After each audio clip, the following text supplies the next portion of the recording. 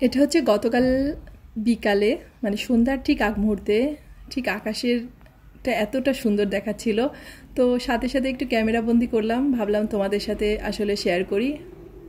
আসলে ঈশ্বরের সৃষ্টি এত সুন্দর, মাঝে মাঝে প্রকৃতি এত সুন্দর লাগে, সবসময় কিন্তু এরকম দেখা যায় না আকাশটা। তো এই আকাশটা এরকম যখন হলুদ হয় বা লাল হয় তখন কিন্তু সবাই বলে যে হয়তো অনেক বেশি রোদ উঠবে, না হলে ঝড় বৃষ্টি হওয়ার সম্ভাবনা। আর আমরা তো সবাই জানি যে ঝড় বৃষ্টি হবে, সে কারণেই ভাবলাম আকাশটা এরকমটাই হয়েছে। তো এটা হচ্ছে পরের দিন সকালে স্বপ্নিলকে রেডি করে দিচ্ছি, ও আর কি স্কুলে যাবে। হ্যালো এভরিওয়ান, নমস্কার। কি অবস্থা, কেমন আছো সবাই? আশা করছি খুব খুব ভালো আছো সবাই। আমরাও ভালো আছি তোমাদের আশীর্বাদে, ঈশ্বরের কৃপায়। আর তোমরা যে যেখান থেকে আমার ভিডিওটা দেখছো তোমাদের সবাইকে অনেক অনেক ওয়েলকাম। আশা করছি ভিডিওটা ভালো লাগবে তোমাদের, পুরো ভিডিওটার সাথেই থেকো। তো এই যে স্বপ্নিল হচ্ছে স্কুলের জন্য বেরিয়ে গেল, আর আমি বারান্দায় আসতে আসতেই মানে ও দেখি যে আর কি চলে গেছে, মানে ওকে পাঠানোর পরে আমি একটু বারান্দাতে এসে দাঁড়াই। তো বাসায় তো বেশ কিছুদিন ধরে আরেকটা সমস্যা শুরু হয়েছে, সেটা হচ্ছে জলের সমস্যা। কি বলবো সমস্যার কথা, যত মানে সমস্যার কথা বলতে আসলে আমার ভালো লাগে না, কিন্তু শুধু আমাদের না, মানে আমাদের আশেপাশেই দু একটা এলাকাতে এই ধরনের সমস্যাটা হয়েছে। সেটা হচ্ছে লাইনের ভীষণ পরিমাণ জলের সমস্যাটা হয়েছে, মানে জল অনেক কম আসতেছে। তো সকালবেলা উঠে স্বপ্নিলকে স্কুলে পাঠানোর পর তো নিচেই দেখি মানে জল ছাড়ছে। তো ভাবলাম যে এখন আর কি জলটাকে সব আর কি বালতি ড্রাম যা কিছু আছে সব কিছু ভরে রাখি, না হলে সারাদিনের রান্না বাড়া মানে কাজ কাম পরে আর জলটা আর কি পাবো না। তো স্বপ্নিলকে স্কুলে পাঠানোর পরে ভেবেছিলাম একটু মানে শুয়ে থাকবো, কিন্তু পরে ভাবলাম যে এখন শুলে আসলে কাজগুলো সব এলোমেলো হয়ে যাবে, পরে নিজেরই আর কি কষ্ট হয়ে যাবে। তো সে কারণে ওইদিকে যতটা পেরেছি আর কি, যে পর্যন্ত ট্যাঙ্কিতে জলটা ছিল তো যা কিছু পেরেছি সব কিছুই আর কি ভরে রেখে দিয়েছি, যাতে সারাদিন জলটা না থাকলেও আর সমস্যাটা না হয়। তো এইদিকে হচ্ছে জলটা আর কি রেখে তারপরে দু একটা থালা বাসন ছিল, তো ওগুলোকেও ধুয়ে নিয়েছি, আর চুলাটাকেও একবার মুছে নিলাম। কারণ জল থাকতে থাকতে এই কাজগুলোকে করে নিলে পরে আসলে রান্না বাড়ার ক্ষেত্রে একটু কম জলটা ব্যবহার করা হবে। আর এটা যদি এখন জলটা বালতিতে ভরে রেখে পরে ব্যবহার করি, দেখা যায় রান্না বাড়া করতে অনেক বেশি ঝামেলা হবে। তারপরে না ভিডিওটা তোমাদের সাথে কন্টিনিউ আর করিনি, কারণ ওই কাজ করতে করতে ভিডিওটাকে করা ভীষণই আর কি ঝামেলা হয়ে যাচ্ছিল, মানে কাজগুলো গুছিয়ে নিতে পারতেছিলাম না। এই জন্য ভিডিওটাকে অফ করে বাকি যে কাজকামগুলো ছিল, মানে ঘরটর মোছা, তারপরে রান্নাঘরটাকে মুছে নিয়েছি, সব কিছু আর কি যা যা কাজ ছিল সবগুলোকে করে নিয়ে একবার স্নানটা করে নিয়েছি জল থাকতে থাকতে। তো আসলে একটু বেশি জলে স্নান না করলে মনে হয় যে তৃপ্তি হয় না। তো ভাবছি যে জলটা যখন এতক্ষণ আছে তো একবারে স্নানটা করে ফেলি, তাহলে সারাদিনে আর কি ঝামেলাটা হবে না, রাত্রের দিকে একটু হাত পা ধুয়ে ফেললে হয়ে যাবে। তো এ কারণে সব কাজগুলো সেরে একবারে স্নানটা করে চলে আসছি। আর এই যে সকাল থেকে ঘুম থেকে উঠেই এত ব্যস্ততা, আর ব্যস্ততা বলতে একটা কথা আসলে মনে পড়ে গেল। আসলে আমরা সবসময়ই ব্যস্ত থাকি, সবাই এই কথাটা বলি। আসলে কাজের ক্ষেত্রে আমাদেরকে, আমার মনে হয় ব্যস্ত না, সব কাজের ক্ষেত্রেই অ্যাক্টিভ থাকা উচিত, সেটা ঘরের কাজ হোক বা বাইরের কাজ হোক। তো ব্যস্ততা থাকতে থাকতে আমরা এমন একটা পর্যায়ে, ব্যস্ততা মানে হচ্ছে একটা স্ট্রেস কিন্তু, তাই না? তো আমাদের এত মানে ব্যস্ত বর্তমান সময়ে আমরা যে ব্যস্ততা জীবনের অংশ হয়ে গেছে, এটা অংশই, ব্যস্ততাটা জীবনের অংশ। জীবন জীবিকার প্রয়োজনে আমাদের তো ব্যস্ত থাকতেই হয়।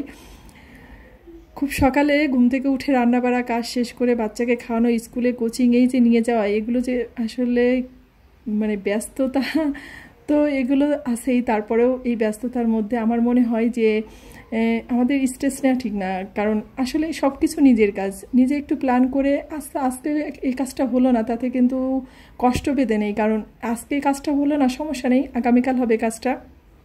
এই জন্য যে আমি স্ট্রেস নেব বা টেনশন করব, এগুলা আসলে একটা মেন্টালি সমস্যা। কারণ আজকাল দেখবা ফোন দিলেই মানুষ বলে ব্যস্ত আছি, এখন না, পরে কথা হবে, বা এই সেই নানা রকম কথা বলে।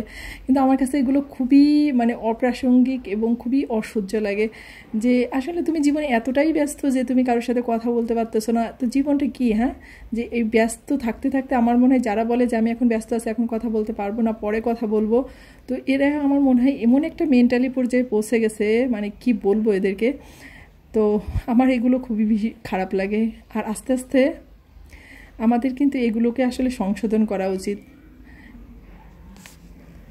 আমার মনে হয় যে ব্যস্ততা জীবনের একটি অংশ হতে পারে, তাই বলে জীবনের সব কিছুকে ব্যস্ততার মধ্যে নিয়ে যাওয়াটা উচিত না। তাতে সংসার জীবন, আত্মীয় স্বজন, বন্ধু বান্ধব সব কিছুই কিন্তু নষ্ট হয়ে যায়। তাই যারা এ ধরনের কাজগুলো করে বা এই ধরনের কথাগুলো বলে, আমার মনে হয় অবশ্যই তাদেরকে সংশোধন করা উচিত, কারণ ব্যস্ততাই জীবনে সব কিছু হতে পারে না। তো যাই হোক, তোমাদের সাথে কথা বলতে বলতে আমি তো ওই যে স্নানটা করে এসে তারপরে সকালের আর কি নাস্তার আয়োজনটা করে নিয়েছি। তো আজকে সকালে আর কি রুটি করিনি, সকালবেলায় একটু ভাবলাম যে খিচুড়ি করি। তো ওই যে মুগ ডাল আর মসুরির ডাল, 2 রকমের ডাল দিয়ে একটু খিচুড়ি করে নিয়েছি, আর এই ডালের বড়াটাকে ভেজে নিচ্ছি। মানে এই ডালগুলোকে বেশ কিছুদিন ধরে আর কি ভিজিয়ে রেখেছিলাম। তো আজকে বড়া করব, কালকে বড়া করব। বড়া মানে যে পেঁয়াজি আর কি। তো মানে গরমের মধ্যে না এগুলো খেতে ভালো লাগে না। তো আজকে ভাবছি যে একটু যেহেতু ওয়েদারটা ঠান্ডা ঠান্ডা আছে, তো সে কারণে আর কি পেঁয়াজ দিয়ে একটু বড়া করে নিলাম। আর খিচুড়ির সাথে ডিম ভাজাও ভালো লাগে, আর এই ডালের বড়াটাও কিন্তু অনেক মজা লাগে। তো ডিম ভাজাটা স্বপ্নিলকে দিয়েছিলাম, আর স্বপ্নিলের পাপা আর কি নাস্তাটা করেনি বাসায়। তার কারণ হচ্ছে সে সকালবেলা আর কি এই ভাত খেতে পছন্দ করে না, ভাত বা খিচুড়ি কোনো কিছুই পছন্দ করে না। তো 2টা রুটি ছিল, সে আর কি সেটা খেয়েই বেরিয়ে গেছে। তাকে খিচুড়ি দিয়েছিলাম কিন্তু সে আর কি খায়নি। আর এই যে আমার হাতের একদম পিওর অথেন্টিক আর কি বলে যেন খাঁটি 1 নাম্বার ঘি, যেটা হচ্ছে কাফি ভাই আছে না, যে মানে কাফি ভাইকে সবাই চেনো, আমিও খুব পছন্দ করি। তো কাফি ভাই বলে যে পিওর অথেন্টিক রিয়েল, এই কথাগুলো বলে না, তো আমার খুব ভালো লাগে এই কথাগুলো। তো এই কারণে আমি বললাম আর কি। তো যাই হোক, এখন হচ্ছে আমি আর ভাই হচ্ছে খেয়ে নেবো। তো ভাই হচ্ছে ভার্সিটিতে যাবে, তো ওই কারণে ও আর কি রেডি হচ্ছে। আর স্বপ্নিল আগেই খেয়ে নিয়েছিল, ওর পাপাকে যখন খাবার দিয়েছিলাম তখন ওর পাপার সাথে আর কি বসেও খেয়ে নিয়েছে। আর আমি তো এদিকে সকালে নাস্তাটা করতেছি, আর দুপুরের রান্নাটাও বসিয়ে দিয়েছি। তো বড়া খেতে আমার ভীষণই ভালো লাগে, আসলে ভাজা ভুজো বা চপ জাতীয় জিনিস আমার ভীষণই প্রিয়। তো যাই হোক, এখন হচ্ছে খাচ্ছি, আর ভাই ওইদিকে মানে দুষ্টামি করতেছে। ও আর কি ক্যামেরার সামনে আসতে চায় না। তো আমি বললাম যে তোকে আজকে আসতেই হবে ক্যামেরার সামনে, তো আর কি আসেনি। তো যাই হোক, ওইদিকে খাওয়া দাওয়া করে আবার দুপুরে বললাম না রান্নাটা বসিয়ে দিয়েছিলাম। তো দুপুরে হচ্ছে যে বাটা মাছটাকে একটু সর্ষে পাতুরি করবো। এই ছোটো ছোটো বাটাগুলো আমার কাছে ভীষণ ভালো লাগে। তো একটু জিরা আর সামান্য শস্য বেটে নিয়েছি, তার সাথে একটু কাঁচামরিচ, শুকনো মরিচের গুঁড়া দিয়ে দিয়েছি। তো কাঁচামরিচটাকে বেটেছিলাম আর শুকনো মরিচের গুঁড়াটা দিয়েছিলাম। তো দিয়ে এখন এই যে মাছটাকে একদম মাখা মাখা করে আর কি রান্না করে নিব। আর দুপুরে এইদিকে হচ্ছে একটু পুঁই শাক রান্না করব, আর হচ্ছে ডাল রান্না করব। তো এই ডালটা হবে পেঁয়াজ দিয়ে ডাল রান্না করব, এই কারণে একটু জিরা আর রসুন আর পেঁয়াজটাকে একটু ফোড়ন দিয়ে দিলাম।